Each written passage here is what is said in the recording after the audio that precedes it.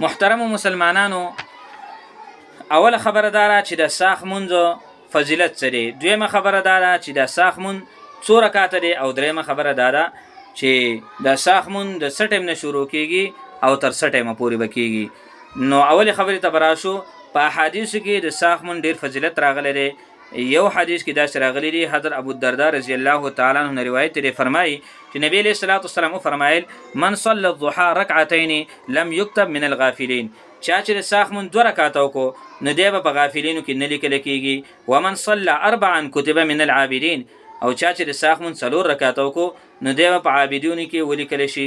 ومن صلى 6 کفی ذلک اليوم، او چا چې د ساخ مونځ 4 رکعاته وکړو نو دغه ورځ د لپاره د کفایت ګرځي.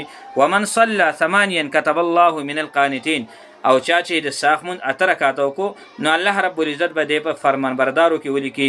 ومن صلى 12 بنى الله له بيتا في الجنه، او چا چې د ساخ مونځ 12 رکعاته وکړو نو الله رب العزت به د د لپاره په جنت کې کور جوړ کړي. نو یو فضیلت دا شو.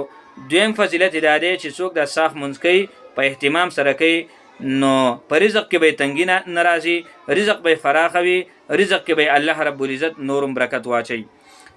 دویمه خبره چې د ساخ مونځ 4 رکعاته لري، نو ساخ مونځ د 2 رکعاتو نه والا تر 12 رکعاتو پورې د ساخ مونځ کولی شي. بیا په بعض احادیثو کې 4 رکعات نبی علیه الصلاة والسلام نه ثبوت راغلی دی، او بعضې احادیثو کې 8 رکعات هم نبی علیه الصلاة والسلام کړي دي. بعضې احادیثو کې هغه 12 رکعات راغلی دي، نو 2 رکعاتو نه والا تر 12 رکعاتو پورې د ساخ مونځ کولی شي.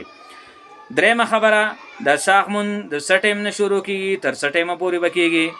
نو د نور د طلوع نه واخله چې نور راوخیږي هغې نه وروستو والا تر زواله پورې د ساخ مونځ کېږي.